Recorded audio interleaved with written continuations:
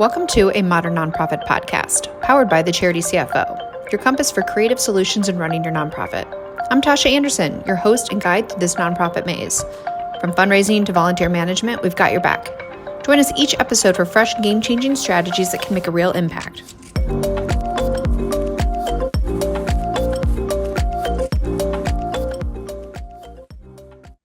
Hey friends, welcome back. Another episode of A Modern Nonprofit podcast. I'm Tosha Anderson, your host, and today I bring along someone that I recently met that's going to talk a little bit about nonprofit life cycles, strategy, how to build a sustainable organization. Before we dive in, Jennifer Drago, the founder of Peak to Profit. You are a strategy consultant that's been working over 30 years now in this space, specifically targeting nonprofit organizations. Your focus is on focusing on impact and their mission, while also making sure they are, one of my favorite words, sustainable. So I'm thrilled to have you here to have this conversation and to dive into more of your experience working and strategizing with nonprofits to make sure they're certainly here for the long haul. So Jennifer, thank you for joining us and having this conversation. Yeah, thanks so much for having me. It's my passion, just like yours. Yeah. You know, we were just kind of talking before we hit record. Everybody has a story and how they ended up into this work. And I don't know if I've ever met someone that thought, hey, when I'm growing up, I'm going to, focus on working with nonprofit organizations. It becomes kind of an evolved career path where, we kind of lead with our heart in that way. So I'm sure you have your own story, and I'm curious to kind of dive into it. You have this concept of vision-directed strategic planning. I've been talking a lot about strategic planning with my clients. It's amazing to me how many organizations don't have a strategic plan. Either they've never had one, they had one at one point, but that kind of lapsed. They haven't done the work to recreate one. I know this is some of the work that you're doing. Tell us about this concept that you call vision directed strategic planning. Sure. Yeah, so I didn't start my career doing strategic planning in the way I'm going to describe. I started in hospitals at hospital administration, started working in the planning department of a hospital. And in the old days, this is 35 years ago or so, we used to create 10-year strategic plans, right? So we'd say, this is where we're going in 10 years. And then it became 5 years, and then it was 3 years, sometimes 2 years. And what's really clear to me is that, yes, our world is changing and adapting and moving so quickly that, one, to your point, we always need a strategic plan. But two, the time horizons probably have shrunk a little bit, at least on the goal part of the strategic plan. So what I like to do, and I was taught this by a wonderful strategic planning consultant. His name is Scott Townsley, who works in the senior living spaces, which is where I ended my corporate career of 30 years. And I really love this concept. So I use it with my clients, and I love sharing it. So what it is, well, first of all, let me just make one clarification. When we talk about vision, I'm not talking about creating a vision statement, which is like that one sentence that follows your mission statement, kind of aspirational, usually not a lot of detail in there. We want to help create world peace or something like that, right? You can't really do a lot with that from a strategic planning perspective. I'm talking about, in addition, if you have a vision statement, that's great. Or some folks are choosing to instead have what I'm calling a vision narrative or a vision script. And what that is a series of statements that usually creates like a 1-page or a half-page document that when you read it, all the statements that I'm going to describe together, it paints a very descriptive mental portrait of where the organization is headed. And in particular, when we create this vision narrative, we are thinking about and brainstorming, what is this organization going to look like 10 years from now? And so what that becomes is your destination on your roadmap, right? No, we wouldn't take a road trip if we didn't know where we were headed, because we wouldn't know how much gas we need. Are we driving? Are we flying? What kind of clothes are we taking? How many, different outfits are we taking, right? We would never take a road. Well, I'm sure there's somebody adventurous out there, but I would never take a road trip without knowing where I'm headed. And so in order to create that strategic plan that's meaningful, we start with this vision narrative, and we can talk more about what questions we ask to create that. And then from that vision narrative, it's almost like magic. Your strategic pillars or your priorities kind of fall right out of that 3 to 5 strategic areas that you need to focus on over the next 2 to 3 years in order to move down the road toward that destination. So you get those strategic pillars, then you can create the goals, the very specific, measurable, have accountable names next to them, the goals that actually create the action, and that all helps move you toward that vision. So that is, in a nutshell, vision-directed strategic planning. I love that. There's so many questions I have about it, but you had said that, you could talk a little bit more about the questions that you could ask to get more of this vision. I'm curious, how specific do we get with this vision direction? And I say that because I see so many organizations that talk about what they aspire to be or what they do in such a, pie in the sky, broad, like, I was on a website just the other day and I could not figure out what these people did. It was just using these words. It's just very academia, right? It's just like very philosophical. And I'm just curious, like, how specific do you get with your clients on this? Because I think there is this trend, or not even trend, this natural, I don't know, inclination to just get really broad and philosophical and not very specific. Or maybe the people that create these think it's specific, but it's really not to outside stakeholders or maybe even staff that work within this organization. So what are some of these questions, or how specific should we be getting here on this? Yeah, I think I get pretty specific with my clients. And, to be honest with you, okay, I'm just going to say something that might not be a popular opinion, but when we get pie in the sky and too ethereal and we're operating a nonprofit, we're actually using community assets, right? It's irresponsible to be non-specific and to not have a strategic plan and to not know where you're headed. So some of the things, and I think this will make sense as I start explaining the questions, but we sit down with the board of directors. So we haven't said that yet, but the strategic plan is the purview of your board, with your CEO, maybe with a couple of your key leader members, but the strategic oversight of the organization is provided by the board. And so we sit down with the board and we ask, okay, 10 years from now, ABC nonprofit is going to, and we start thinking about, who are we going to be serving? Is our clientele, our customer base, going to be different than it is today? Is it going to, maybe we focus on one age demographic, but we want to change? Maybe we focus on one geography, but we want to expand into neighboring counties or cities.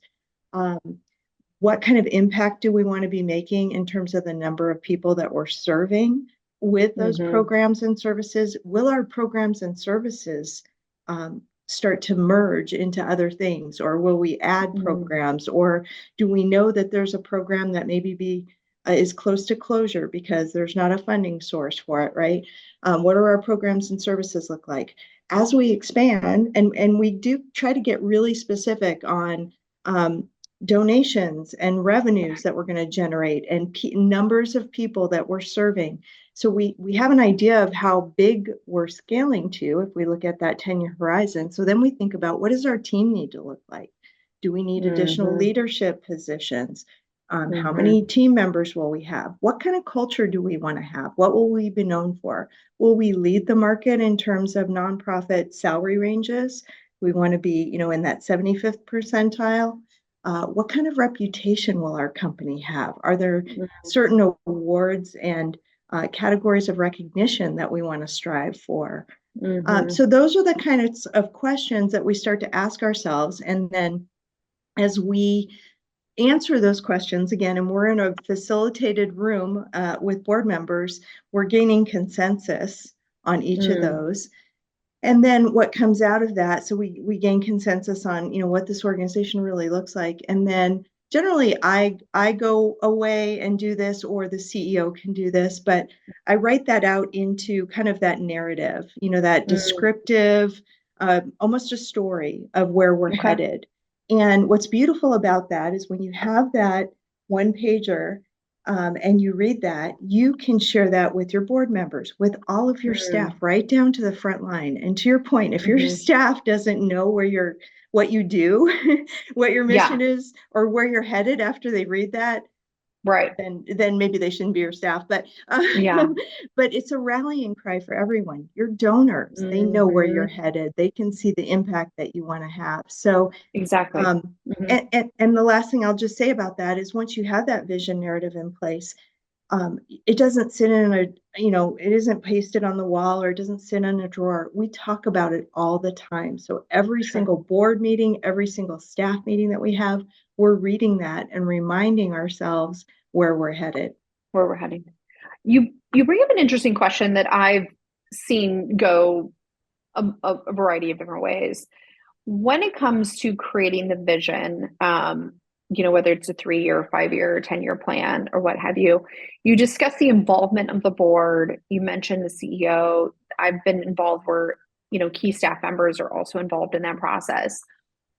Where does in your experience, or at least your most successful clients or your preference, like where does the board involvement and decision making in that strategic plan end versus where the CEO picks up versus then obviously carried out by the staff? Because I've seen organizations that the lines are blurred on how much Mhm. direction or how much influence the board should have on the strategic plan versus how much the CEO receives these perhaps pillars that you use that word, and then they come up with an execution plan. So I'm curious, Great it's probably question. unique and individualized, but I've seen this like all over the board Yeah. for how different organizations operate.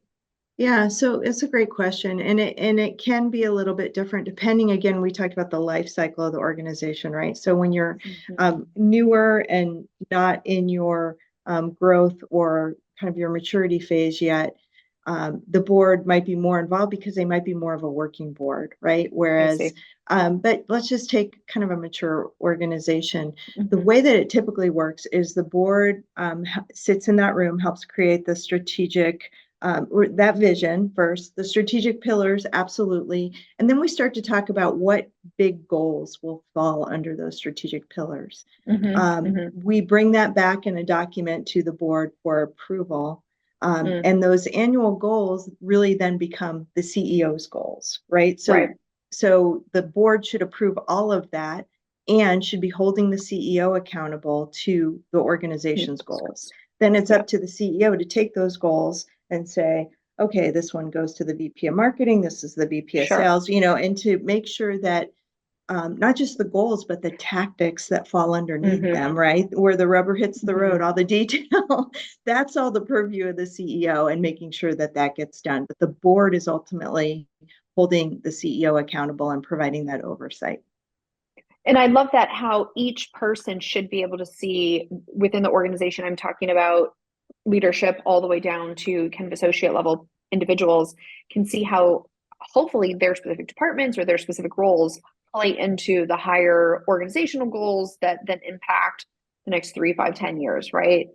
I'd love to Yeah, take it just that's one step further please. too, is Yeah. that ideally, again, and this might be a couple of years down the line as you start doing this process, but ideally, each staff member in the organization, from leadership all the way down to frontline, should have uh, at least one or two goals that relate to the overall direction of the organization, right? So when we do a performance eval, generally we're evaluating the person against what's written in their job description. Mm-hmm. The best performing companies, in my opinion, also have some goals that they're evaluated on. Some might be personal, some personal Sure. development goals or something that relates to their department, but they could also have one or two goals that relate to the organization as a whole. And just to give you an example, in my last organization, everyone had a goal that related to the budget. Did the Mm, organization meet budget, right? Because everybody plays into mm, overtime and supply usage, right? And sure. then it was a senior living organization, and everyone participated and contributed to the occupancy goal. When we did our Mm, job well, we retained our residents and more residents wanted to live with us. So our occupancy was high. So that's an mm. example of how those goals can cascade all the way down through the organization. You mentioned in um, various like staff meetings or leadership meetings, even down to performance evaluations and goal setting for each individual person, that you can kind of weave in the strategic plan or the goals or some part of the strategic plan.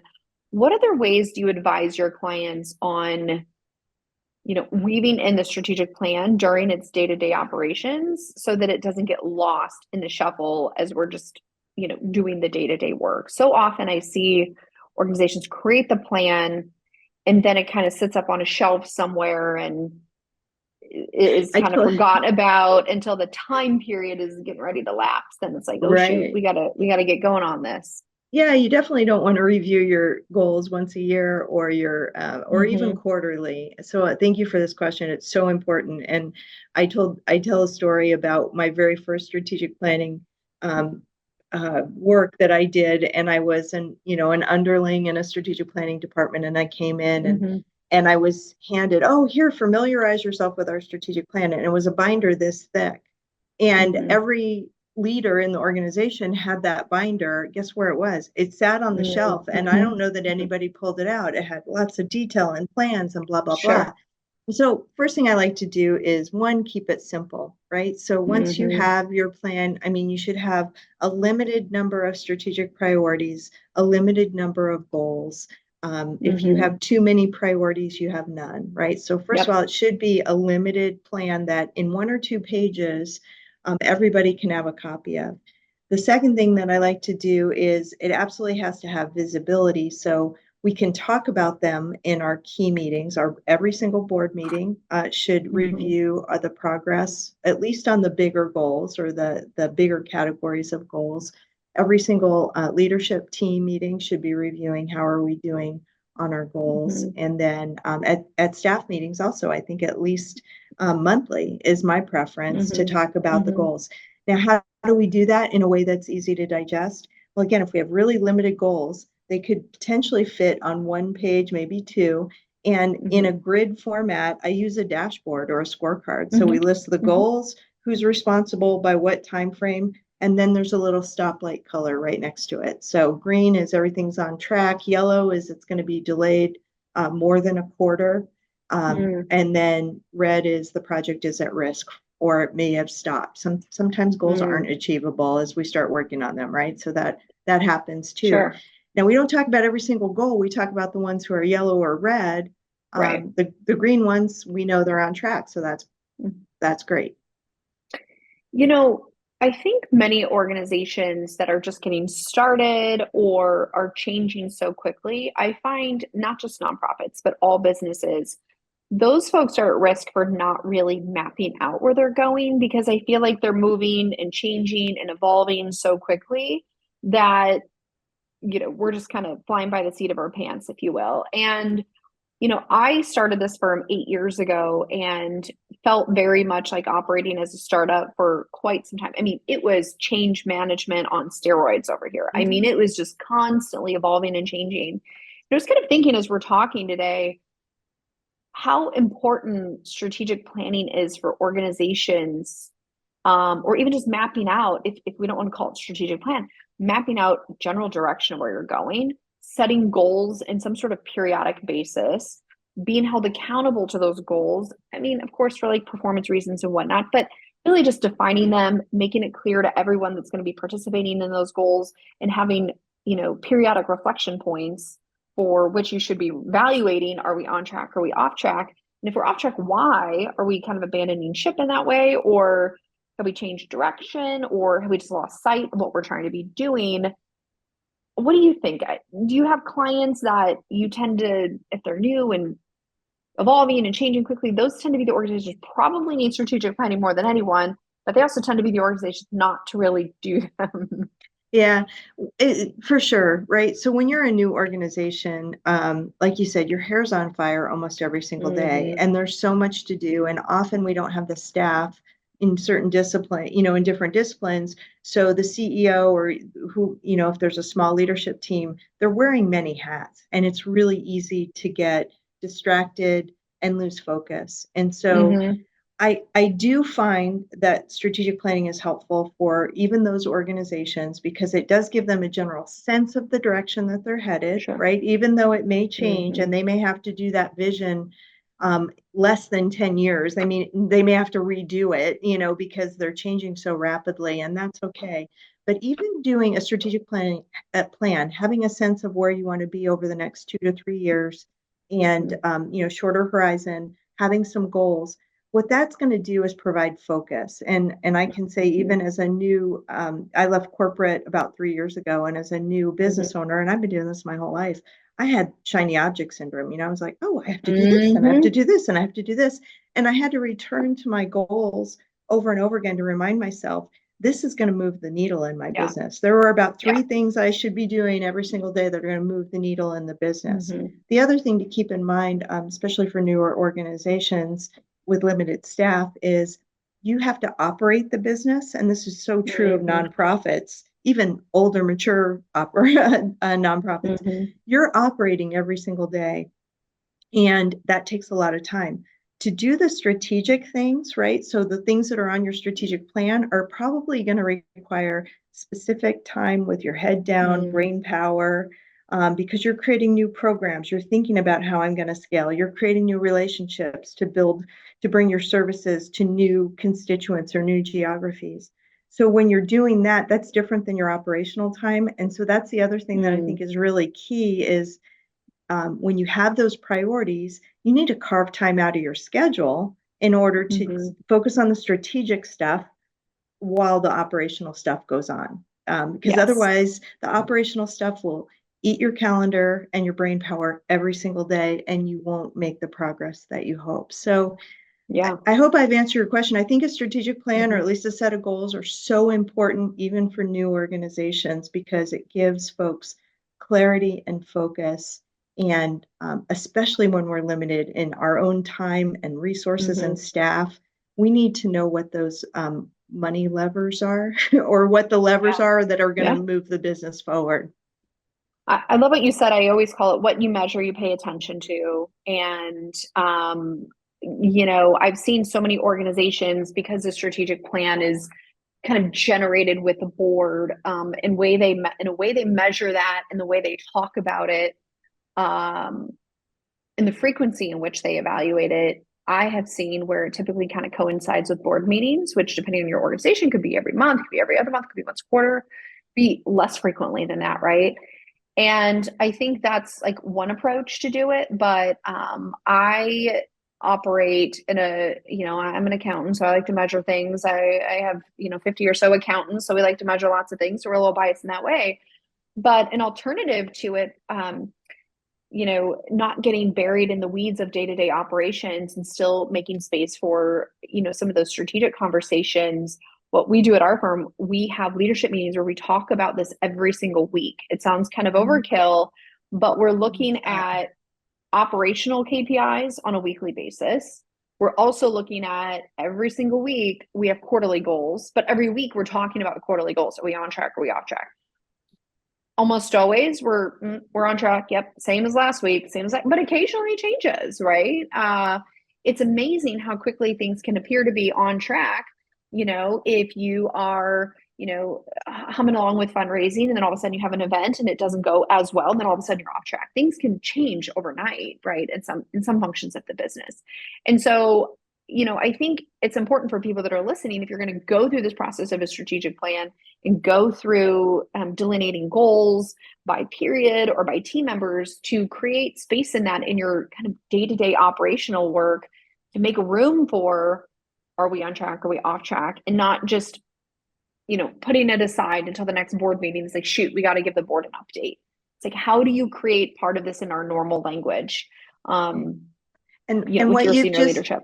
Yeah, what you've just described is a perfect process, in my opinion, because you're bringing visibility to your goals all the time. You know exactly where Mm-hmm. you are.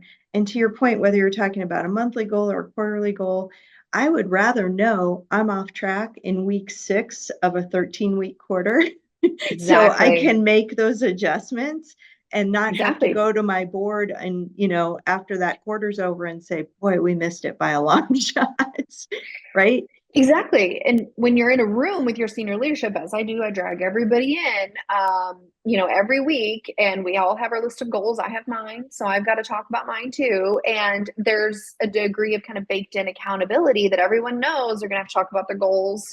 Yeah. Everyone knows what their part is in the process and are accountable to, kind of speaking up about where they're at.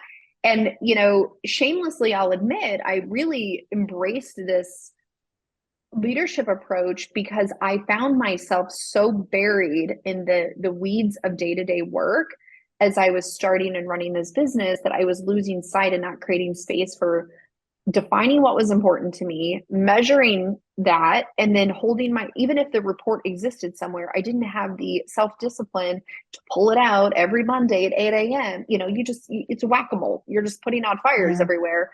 And by creating time on Tuesdays at 9 a.m., all my executive leadership team gets together and we talk about it. And really, it creates a framework for me to be disciplined, to look at what everyone's doing and ask the questions and be informed. And we all know what's going on. So yeah, But we're a you're, big fan of that.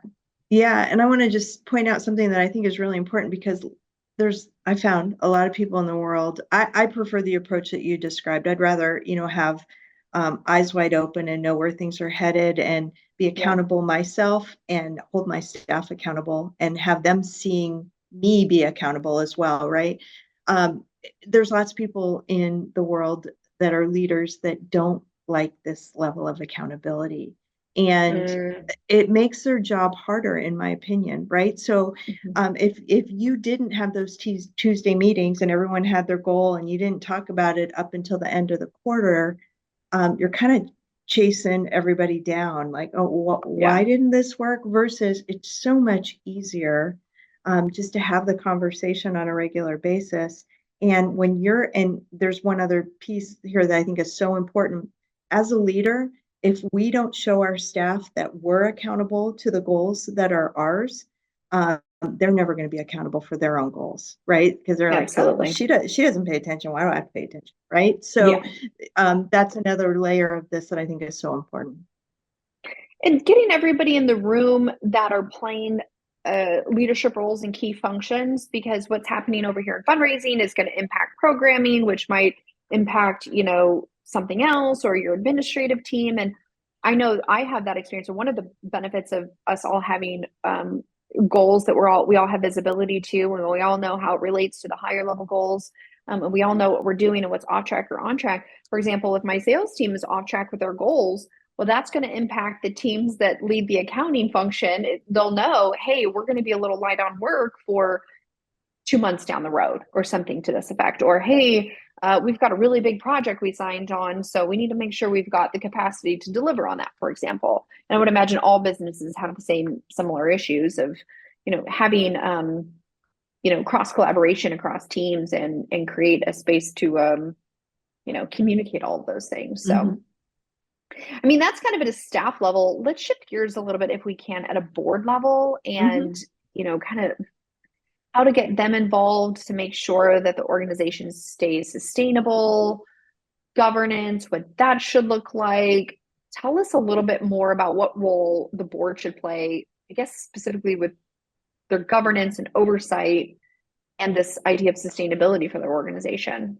Sure. Well, the board's responsibilities include providing that strategic direction for the organization, providing Mm-hmm. oversight for the organization, and that includes financial oversight, legal and ethical oversight.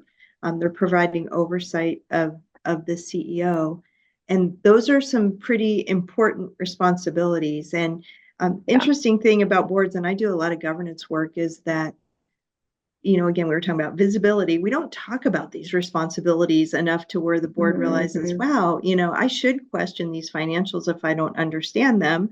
Or Mm-hmm. if I see a big variance, it's my role to ask about this.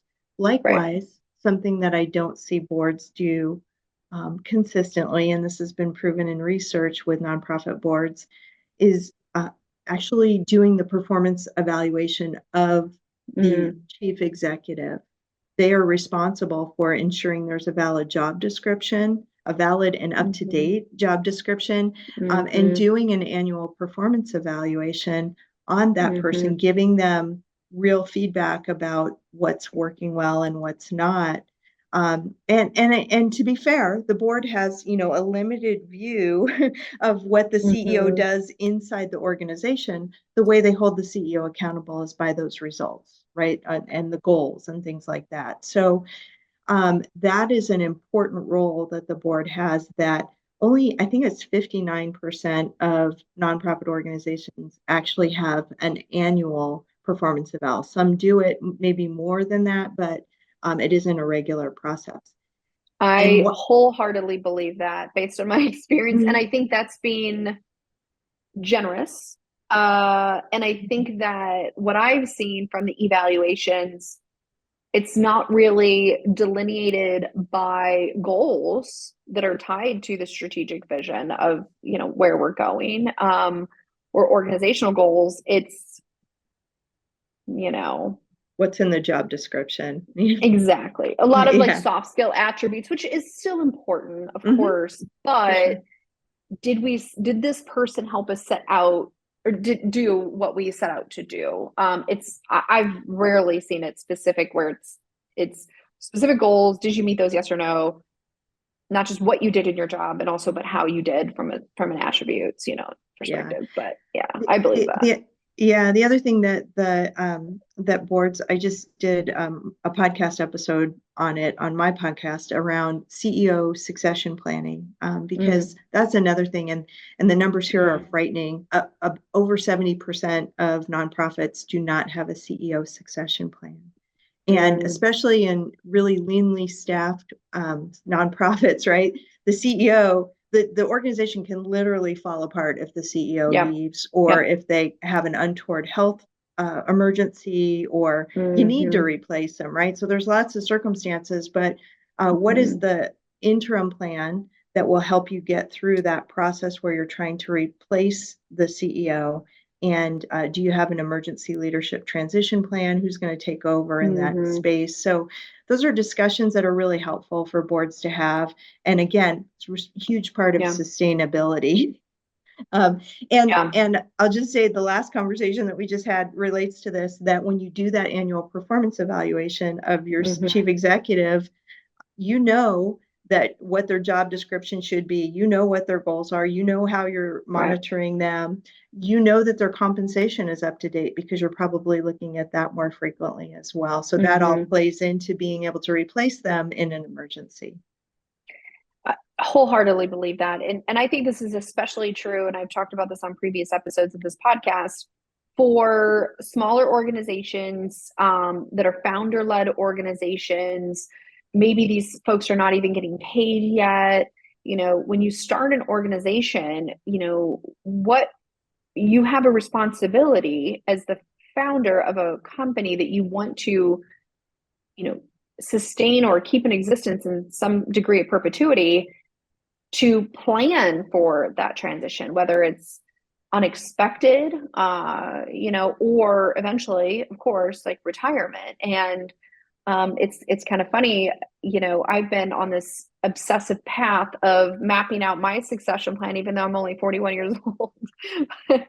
but what is going to happen to my team, to my clients, to the people that I work with, if something were to happen, or if I need to leave my post unexpectedly or planned in the future. So wholeheartedly believe that 70% is also probably a reasonable number. I'm not surprised by that.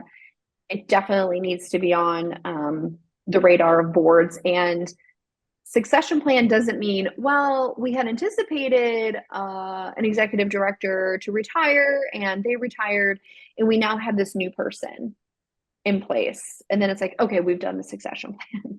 Except nonprofits have the highest turnover of any other market in our labor force, right? Like anywhere in the labor force, nonprofit organizations, the industry itself has highest turnover than any other subsector of the industry.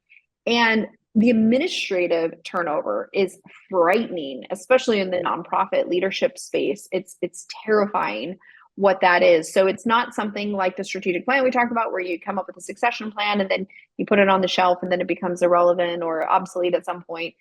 That conversation with, succession planning for key members of the organization, I think needs to be a living, breathing thing to be considering all the time.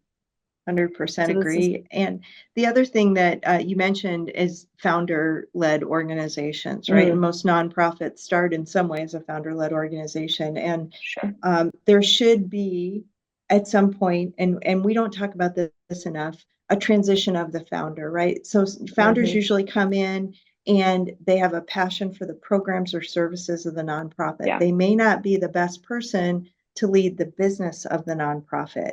Yet I see many founders, I'm sure you have too, that stay in that position maybe for longer than they should have and to the detriment of the organization. Whereas I have lots of conversations with founders about, what is your role? What is your next role? Where are you headed? Right. Some of them are ready for retirement, but some want to step back and let someone else move to the helm, but they've been kind of afraid to express that yet. And so I think we need to have open, honest conversations as founders and with founders about when the right time is to bring in other expertise so that the organization can advance. Right. That's a whole nother episode. I know it is. I totally agree because it's just, if you're the founder and it's like, I really love to step away now, but I don't really see a path forward if I don't keep showing up and doing this. But then there's also on the flip side, you want to stay part of the organization in some way, but running the organization is not your passion, like maybe program development or something to that effect is. And then on the other extreme, it's like, the board recognizes the founders holding this organization back. Staff recognizes and then the founders is oblivious to the fact that they are the problem. Right. And so how do you navigate those, waters when it's you want to be sensitive to the fact this is the founder and that's a very difficult situation that I'm sure people listening have found themselves in one way or another. But I agree. The good news is, and I'm sorry for interrupting, the good news is that everybody in that situation, right, regardless of the flavor, and you've described many situations that I've already encountered in my career, regardless, everybody in the organization, the staff, the founder, the board, they all want the organization to continue and to thrive, right? So they all have that in common. So that's a great foundation to have some discussions. Not that they won't be hard discussions, but it starts with, I think, the founder really evaluating. Most founders know if they're an obstacle that they need to get out of the way. They just are, to your point, worried about letting go of the reins because who is going to do this work? Well, right. We can help with that. Right. And as a founder myself, I get it. It's like, who's going to care as much as I do, or who's going to, whatever. I mean, I can relate. I get it. Which I think working in this space and seeing what a challenge it is for organizations and their sustainability has made me very mindful of creating my own succession plan, paying very close attention to when do I need to get out of the way and do something different and elevate other people into those sort of leadership roles. So it's tough. I mean, it's hopefully I get a little bit longer left, but but it is something I think about a lot because I think it's something that's continuing to be a challenge for those people that are in those positions. So yeah, Jennifer, just to put a bow around the governance discussion. I mean, we've just hit the tip of the iceberg, but I like to say your board is the key to your competitive advantage as a nonprofit. And so we should always be working to strengthen our board structures, our board processes. And I find that's an area that a lot of nonprofits have an opportunity to work on. In all of the areas. Yeah, I completely agree with that. Your board is your competitive advantage in so many different areas for sure. Jennifer, kind of running out of time, but before we hop off here, I'm sure people are listening and they want to hear more tips that you might have or resources or just share along with the work that you're doing around a number of the things that we talked about today, setting that, kind of vision directed strategic plan, hearing more about the do's and don'ts of strategic planning, how to get your board involved or less involved, depending on your situation, or having more of the conversations around, governance and how to get your board to play the right role within your organization. I'm sure you have a lot of experience to share with people. What is the best way for people to connect? Yeah, thank you. So first of all, I'm on LinkedIn, and you Okay. can, I'm sure we'll probably put it in the show notes, but just if you search Jennifer Drago, there's not many of us out there. And I actually have a new newsletter that I'm publishing, and I'm doing a lot of work around governance. Okay. So that could be helpful.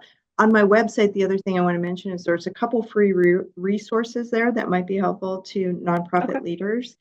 So the website is peaktoprofit.com. So PEAKTO and then the word profit.com. And right on the homepage, there's a section that says resources. There's a workbook to help you with creating a vision narrative, what we just described, and it walks you through all the questions I would ask if I was sitting in a boardroom.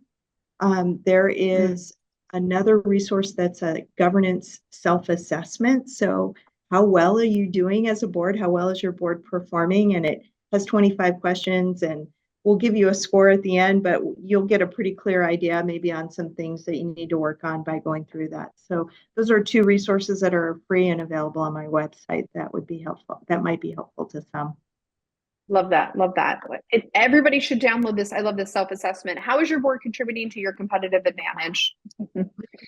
How are they and how are they not, perhaps? And that could give you some, if you need a good board training or some committee work for board members, that might be a great starting place. All right, Jennifer, thank you so much for joining us. This has been so informative. I love having these conversations. I love talking about strategy and sustainability for organizations and, just how to strengthen the leadership of these organizations to make sure they stay around forever, as long as they're needed, right? Yeah, thank you so much. Thanks for the opportunity. I appreciate it. Absolutely. And it's the end of this episode, so you all know my shameless plug of engaging in this content in some way, whether you're listening online, like or subscribe, follow.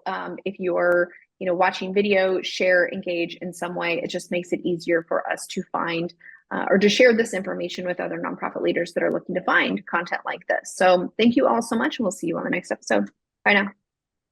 That's all we have for you today. Once again, I'm Tosha Anderson with the Charity CFO, and this is A Modern Nonprofit Podcast.